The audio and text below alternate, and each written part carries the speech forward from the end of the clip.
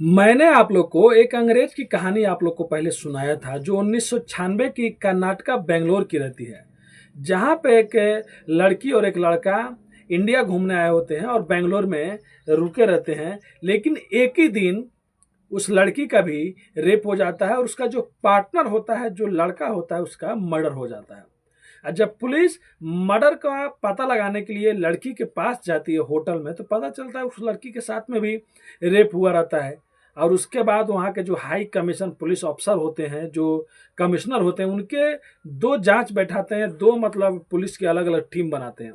एक वो जो रेप का मर्डर का केस अलग अलग देख रहे थे, मतलब रेप का अलग देख रहे थे और मर्डर का अलग देख रहे थे। तो जो रेप वाला केस रहता है वो कुछ दिनों बाद सुलझ जाता है। उसके बाद आरोपी भी पकड़ा जाता है और उसको उम्र कैद की सजा हो जाती है। वो ऑटो वाला रहता है। लेकिन जो उसकी दूसरी जो उसका पार्टनर रहता है, उसका जो मर्डर होता है, वो कहानी मैंने आप लोग को नहीं सुनाया था। तो वो कहानी मैं आप लोग को आज सुनाऊंगा कि कैसे उसका मर्डर हुआ था एक ही दिन। मतलब उसका रेप भी हुआ था और उसके पार्टनर का मर्डर भी हुआ था। लेकिन एक छोटी सी क्लू से मुजरिम पकड़े जाते हैं, आरोपी पकड़े जाते हैं। मतलब एक छोटे से पोस्टमार्टम में जो एक छोटा सा सबूत मिलता है, कैसे उसके पार्टनर को मारा गया था, पूरी इस कहानी में बताएंगे। और उससे पहले आप लोग से रिक्वेस्ट करते हैं, अगर आप भी हमारे चैनल पे नए हैं तो चैनल को आज ही सब्सक्राइब, लाइक, शेयर, कमेंट करना मत भूलिए। तो नमस्ते, आदाब, सत श्री अकाल। आज की जो सच्ची घटना मैं आप लोग को बताने और सुनाने जा रहा हूँ, ये घटना 1996 से शुरू होती है। होता यह है कि एक लड़की होती है जो इंग्लैंड से आई होती है और एक लड़का होता है। और एक दिन ये लोग रेस्टोरेंट में खाना खा रहे होते हैं। लड़का खाना खा लिया होता है, तभी उसके पेट में अचानक थोड़ा सा दर्द होने लगता है। वो कहता है कि मैं जा रहा हूँ और जहाँ हम लोग रुके हुए उस होटल में, तुम यहाँ से फिर वहाँ पे आ जाना। लड़की जैसे वहाँ से निकलता है, निकलने के बाद लड़की भी जैसे निकलती है, तो लड़की निकलने के बाद एक ऑटो वाला बैठा के लेके जाता है और उसके साथ में रेप करता है। और इधर इसका मर्डर हो जाता है। जो पुलिस वाले रहते हैं, जब मर्डर का पता लगाने के लिए जब उसका मतलब पूरा जेब वोब चेक किया जाता है, तो उसमें से एक पर्ची निकलती है। पर्ची में लिखा रहता है कि इस होटल में मतलब वो लोग रुके हुए हैं। उस होटल में पुलिस जाती है और जाने के बाद जब कमरा खोलती है तो देखती है कि वो लड़की वहाँ पर रो रही है। फिर उसके बाद उसका केस एक अलग पुलिस अफसर को दिया जाता है, केस सॉल्व भी हो जाता है, वो पकड़ा जाता है। लेकिन जो ये मर्डर हुआ रहता है, ये आखिर में ऐसे कैसे हो गया रहता है। बाद में जो इस केस को देख रहे थे, उनका नाम इंस्पेक्टर अजीम होता है। और ये जो आदमी का मर्डर हुआ रहता है, जो अंग्रेज रहता है, इसका नाम जेम्स बिलियन रहता है। कहानी 1996 की बेंगलोर की है, कर्नाटका की। जब ये इस केस को देख रहे होते हैं तो एक चीज समझ में नहीं आ रहा होता है। जो पोस्टमार्टम रिपोर्ट आया रहता है उसमें ये दिखाया गया रहता है, जो नली होती है जिसमें मतलब खाना खाने के बाद जाता है, तो पोस्टमार्टम रिपोर्ट से ये आता है कि मतलब इसके खाना खाने के बाद लगभग 8 से 10 मिनट के बाद ही इसका मर्डर हो गया। अगर वो आदमी 1 घंटा, आधा घंटा रुकता, मतलब जिंदा रहता, तो खाना जो नली में रहता है वो पच जाता, लेकिन खाना वैसे रहता है। तो बताने वाला पोस्टमार्टम में जो डॉक्टर लोग बताते हैं, वो यही बताते हैं कि 10 मिनट के अंदर इसका मर्डर हुआ है। लेकिन ये लोग जिस रेस्टोरेंट में खाना खा रहे थे, वहां से ये लाश 8 किलोमीटर पर मिली थी। तो 8 किलोमीटर जाने में तो ज़्यादा टाइम लगेगा, फिर पोस्टमार्टम की रिपोर्ट तब झूठी निकलेगी। लेकिन दोनों में से एक ही क्लू था। पोस्टमार्टम का जो रिपोर्ट था कि इस आदमी का मर्डर खाना खाने से 10 मिनट बाद ही हुआ है। और उस टाइम सीसीटीवी कैमरे, मोबाइल लोकेशन, ये सब चीज़ नहीं थी। मतलब कोई भी ऐसा चीज नहीं था। पुलिस को ऐसे ही छानबीन करना था और लोगों से पता करना था। अब जो इंस्पेक्टर अजीम होते हैं वो जाते हैं रेस्टोरेंट में, पूछताछ करते हैं। और रेस्टोरेंट में पूछताछ करने के बाद अब वो मिलाने लगते हैं कि लाश तो 8 किलोमीटर दूर पर मिली है, लेकिन मर्डर नहीं भी हुआ होगा तो 10 मिनट में कितना दूर जा सकता है आदमी। 8-10 मिनट में ज़्यादा से ज़्यादा 1 किलोमीटर जा सकता है, उससे ज़्यादा कहीं भी नहीं जा सकता है। उसके बाद इंस्पेक्टर अजीम अपने साथियों के साथ जाते हैं और पूछताछ करने लगते हैं। और उसके बाद रास्ते में चर्च पढ़ते हैं, स्कूल भी पढ़ते हैं। तो रात को तो स्कूल बंद रहता है, चर्च में भी कुछ लोग रहते हैं, उनसे भी पूछा जाता है कि 5 जनवरी 1996 को इस रास्ते पे किसी आप लोग किसी अंग्रेज को देखे थे, या उसके साथ में कोई और आदमी को, या यहाँ पे कुछ अनहोनी ऐसा कुछ घटना हुआ था। सब लोग करते हैं ऐसा कुछ भी यहाँ पे हुआ ही नहीं था। अब इंस्पेक्टर अजीम को समझ में नहीं आता, तो आखिर में 10 मिनट के रास्ते में, और उस टाइम ज़्यादा रास्ता भी नहीं था, बस एक ही दो रास्ता था, उसी रास्ते पे पूछा जा रहा था। फिर जाते जाते एक और थोड़ा सा दूर पे एक पुराना पेट्रोल पंप मिलता है। वो पहले के ज़माने में जो पेट्रोल पंप था उसको अब गोदाम बना दिया गया रहता है, लेकिन वहीं पे एक सिक्योरिटी वाला रहा करता था। ये बात लगभग 9 या 10 तारीख की रहती है, मतलब ये मर्डर होने से 5-6 दिन बाद की। अब जब इंस्पेक्टर अजीम जाते हैं जाने के बाद उस सिक्योरिटी गार्ड से कहते हैं कि ये बताओ 5 जनवरी को यहाँ पे कुछ हुआ था क्या, यहाँ पे कोई लोग कुछ आए थे या कोई अंग्रेज यहाँ पे आया था। वो कहता है मुझे तो नहीं मालूम, लेकिन मैं तो बस अभी 2-3 दिन पहले 7 तारीख को यहाँ पे आया हूँ। अब इंस्पेक्टर अजीम को थोड़ा मतलब अलग लगता है। वो कहते क्यों, आप इससे पहले कहाँ पे थे? वो कहता मैं दूसरे जगह में था, लेकिन जो इसके पहले सिक्योरिटी वाले थे वो अचानक तो 6 तारीख को चले गए, बोल रहे मेरा कुछ जरूरी काम है। अब पुलिस को शक हो जाता हो ना हो क्यों अचानक कोई चला गया जो पहले से इतना दिन से काम कर रहा था। अब वो लोग जाते हैं, जो एजेंसी इन लोगों को हायर करती थी सिक्योरिटी वाले को, वो उस टाइम कर्नाटक का जाना माना सिक्योरिटी एजेंसी था जिसका नाम था गुरुला सिक्योरिटी एजेंसी, जो उस टाइम के जो चला रहे थे वो आगे चल के एमएलए भी बनते हैं। उस टाइम की मतलब बहुत अच्छी सिक्योरिटी थी इनकी, और जहाँ जहाँ पे जिनको सिक्योरिटी चाहिए था यही दिया करते थे। अब पुलिस अपने टीम के साथ वहाँ पहुँचती है सादे वर्दी में, जाकर वहाँ कहती है कि जो पेट्रोल पंप पे जो आदमी काम करता था, जो सिक्योरिटी वाला था, उसका पता चाहिए, वो है कहाँ।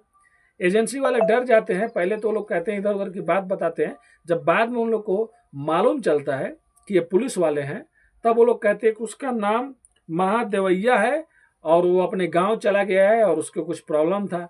पुलिस ये सब पता करने के बाद उसके गांव जाती है। गांव जाने के बाद देखती है कि उसका तबीयत थोड़ा थोड़ा खराब हो गया है। उसको वहां से उठा के कर्नाटक बेंगलोर लेके आती है। जो इंस्पेक्टर अजीम होते हैं उससे कहते हैं कि देखो, एक वहां पे मर्डर हुआ था, एक अंग्रेज था जिसका नाम जेम्स विलियम था, और हो ना हो तुम ही ने मर्डर किया है। तो मर्डर करके फिर वहां से भाग गए। 5 तारीख को मर्डर हुआ रात को, और तुम 6 तारीख को नौकरी छोड़ दिया, और उसी के आसपास थोड़ा सा दूर में मर्डर हुआ था। वो डर जाता, कहता नहीं साहब मैंने ये सब चीज़ नहीं किया है। उसके बाद वो एक कहानी सुनाता है। वो कहता है कि जब भी मैं वहाँ पे मतलब काम किया करता था, रहता था, उस टाइम 2 लोग हमेशा मेरे पास आते थे, और आने के बाद जिसका एक का नाम फखरुद्दीन था, दूसरे का नाम शब्बीर अहमद था, और उन्हीं का एक और दोस्त था ऑटो वाला था जिसका नाम सनुल्लाह था। ये तीनों लोग अक्सर कभी कभी आते थे और आने के बाद यहीं पे ड्रिंक करते थे, शराब पीते थे, थोड़ा बहुत बात करते थे और यहाँ से चले जाते थे। 5 जनवरी को भी ये फखरुद्दीन और शब्बीर यहाँ पे आते हैं, लेकिन आने के टाइम में उनके साथ में जो आए रहते हैं वो एक और अंग्रेज रहता है। और अंग्रेज आने के बाद ये कुछ ये लोग पुड़िया देते हैं। पुड़िया देने के बाद ये लोग में कुछ कहा कोई सुनी होता है, मेरे को समझ में नहीं आता है, मैं तो दूर पे रहता हूँ। लेकिन उसी बीच जो फखरुद्दीन रहता है वो एक राड उठाता है दोनों में से और उस अंग्रेज के सर पे मार देता है। मतलब ये लोग लूटने के चक्कर में रहते हैं, क्योंकि ये लोग कुछ गांजा वोजा कुछ चीज़ दे रहे थे। उसके बाद ये लोग देखते हैं कि उसके पास में ज़्यादा पैसे, तो लोग लूटने में लग जाते हैं। लेकिन इसी बीच ये उठा के ये राड मार देता है। अब इन लोग को मालूम नहीं, वो मर जाता है, लेकिन वो मरने के बाद ये लोग डर जाते हैं। और जो ये सिक्योरिटी वाला रहता है ये दूर में ही बैठा रहता है। फिर उसके बाद उसका ऑटो वाला ड्राइवर दोस्त भी आता है, उसके साथ में मिल के ये लोग उस रेस्टोरेंट से 8 किलोमीटर दूर, मतलब जहाँ पे लोग मर्डर करते हैं, रेस्टोरेंट से थोड़ा सा दूर पर रहता है, यहाँ से उठा के ऑटो में भर के लाश को वहाँ पर फेंक देते हैं। उसके बाद पुलिस को ये लाश वहाँ से मिलती है, और पोस्टमार्टम रिपोर्ट में यह आता है कि ये खाना खाने के बाद लगभग 8 या 10 मिनट बाद इसकी हत्या किया गया है। तो 8-10 मिनट में आदमी 1 किलोमीटर भी नहीं जा सकता है, तो इसके लिए सब पता चल जाता है। अब उसके बाद 3 नाम पुलिस के सामने रहता है, फखरुद्दीन, शब्बीर और सनुल्लाह। पुलिस अब उनके पीछे पड़ती है और तीनों को गिरफ्तार कर लेती है। तीनों से गिरफ्तार करने के बाद जब इनसे पूछताछ होती है तो ये लोग भी अपना मुंह खोल देते हैं। ये कहते हैं कि जब ये रेस्टोरेंट से निकलता है अपने रूम पे जाने के लिए, होटल में जाने के लिए, तो कुछ दूर पे जाके ये फखरुद्दीन और शब्बीर मिल जाते हैं और कहते हैं कि हमारे पास गांजा हो जाए, नशा करने वाले चीज़। अक्सर विदेशी लोग आते हैं तो इसकी मांग ज़्यादा करते हैं। वो कहता है ठीक है चलो दो। तो वो लोग कहते हैं कि यहाँ पे नहीं है, थोड़ा सा दूर और आगे है, चलो 2-4-5 मिनट लगेगा। और वहाँ पर वो लेके जाते हैं। जब इसको गांजा या कोई चीज़ ऐसी देते हैं तब वो अंग्रेज अपने पर्स खोलता है और जब पैसे निकाल के दे रहा होता है तब इन लोग को नीयत खराब हो जाती है। मतलब ये लोग देखते हैं कि उसके जेब में ज़्यादा पैसे हैं तो ये लोग लूटने के चक्कर में पड़ जाते हैं और उससे छीनने लगते हैं। जिसके बाद इन दोनों सब में हाथापाई होता है। ये लोग 2 आदमी रहते हैं, वो अकेले रहता है। उसके बाद इन दोनों में से एक आदमी उठाता है और सर पर राड से मार देता है। वो गिर जाता है। गिरने के बाद ये लोग चेक करते हैं तो देखते हैं कि उसकी मौत हो गई है। अब ये लोग डर जाते हैं और डरने के बाद ये अपने एक दोस्त को, जो ऑटो वाला रहता है, वो आता है और आने के बाद में उसके कपड़ा में लपेट के ला के कुछ किलोमीटर दूर ये लोग फेंक देते हैं। ये तो मतलब कहानी सलट जाती है। लेकिन उसके बाद इन तीनों को गिरफ्तार कर लिया जाता है। एक और आदमी रहता है, उसको भी गिरफ्तार किया जाता है। शायद उसकी गर्लफ्रेंड को पहले उसने छेड़ा रहता है, जो लड़की रहती है जिसका रेप हुआ रहता है। और जो ये आदमी रहता है, जो सिक्योरिटी वाला जिसका नाम महादेवैया रहता है, इसको अदालत बाइज्जत बरी कर देती है। क्योंकि इसने बस ये हुआ था कि इसके सामने मर्डर हुआ था और ये डर के वहाँ से भाग जाता है, लेकिन इसका इसमें कोई भी रोल नहीं रहता। बस ये देखता है, इसके सामने भले होता है, पुलिस को बताने की बजाय ये वहाँ से डर के भाग जाता है, अपनी जान बचाता है। लेकिन इन चारों को, जो 3 लोग मिले रहते हैं, मर्डर किए रहते हैं 2 आदमी, इन चारों को उम्र कैद की सज़ा हो जाती है। और उसके बाद उस जमाने में जब उम्र कैद की सज़ा होती थी तो 14 साल की होती थी। उसके बाद ये लोग जेल में चले जाते हैं। और उसके बाद सोच सकते हैं, जो इंस्पेक्टर साहब अजीम होते हैं, बहुत दिल के अच्छे होते हैं। इसी चारों में से एक आदमी का, जब जो आरोपी रहते हैं, बहन का जब क्या बोलते हैं शादी रहता है, तो शादी में पैसे इकट्ठे करते हैं, अपने पुलिस जो अफसर रहते हैं उनसे भी लेके थोड़ा थोड़ा, और शादी में पैसे भी देते हैं, प्लस दूसरा का भी, किसी का माँ का तबीयत खराब रहता है तो माँ का इलाज भी करवाते हैं वही अजीम साहब। और इलाज कराने के बाद फिर उसके बाद में रिटायरमेंट ले लेते हैं। अब 2005 या 6-7 में मतलब एक इलेक्शन आता है, जिसमें इलेक्शन लड़ रहे होते हैं। तभी देखते हैं कि उन चारों में से एक आदमी उनका कैंपेन कर रहा है, उनका मतलब पर्चा उनके पार्टी का लिया हुआ है। अब अजीम साहब जो रहते हैं वो डर जाते हैं, कहते हैं कि मैंने इसे कभी अरेस्ट किया था, इसको उम्र कैद की सज़ा दिलवाई थी, तो बदला जरूर लेगा। अपने आदमियों को बुलाते हैं और उसको भी बुलाते हैं, कहते हैं कि तुम यहाँ पे क्या कर रहे हो। तब वो कहता है कि साहब, आपने मुझे पर बहुत उपकार किया, आपने भले ही हम लोग को पकड़ के जेल में डलवाया, हम लोग से गलती से जुर्म हो गया, कत्ल हो गया, लेकिन आपने हम लोग को जेल में जाने के बाद में हमारे घर वाला का ख्याल रखा, मेरी माँ का इलाज करवाए, पैसे दिए, और उसके बाद मेरी माँ भी नहीं रही, लेकिन मेरा ये एहसान आपका मैं कभी भी भूलूंगा नहीं। और मैं अपनी मर्जी से आके कैंपेन कर रहा हूँ, आप डरिए मत, और हम लोग ज़िंदगी में फिर दोबारा कोई जुर्म नहीं करेंगे। ये सब कहानी वो लोग सुनाते हैं। तो एक तो कहानी पहले ही सलट गई होती है, जो उस लड़की का रेप हुआ रहता है उसको भी ऑटो वाले को पकड़ के, वो दूसरे जो इंस्पेक्टर होते हैं, अशोक कुमार नाम मेरे को उतना याद नहीं आता, वो तो पहले ही उसको अरेस्ट कर लिए थे। लेकिन इस कहानी में थोड़ा सा टाइम लगता है। तो अजीम साहब इंस्पेक्टर जो होते हैं, ये भी इन आरोपियों को पकड़ लेते हैं। तो ये थी वो अंग्रेज की कहानी, जो 1996 में एक ही दिन में उसके साथ में रेप भी होता है लड़की के साथ में, और उसका दूसरा साथी का कत्ल हो जाता है। तो सोच सकते हैं ये लूटपाट के लिए ये लोग क्या बोलते हैं, कत्ल भी कर देते हैं। तो फिलहाल ये लोग जेल से बाहर हो जाते हैं। और ये थी कहानी उस जमाने की, जब 1996 में मोबाइल नहीं था, कैमरा नहीं था, मतलब कोई भी चीज़ ज़्यादा नहीं था, फिर भी उस टाइम में केस को सुलझाया जाता था, केस को मतलब सॉल्व किया जाता था। और आज के ज़माने में तो आप लोग देख ही रहे हैं, कोई भी आरोपी पुलिस से नहीं बच रहा है।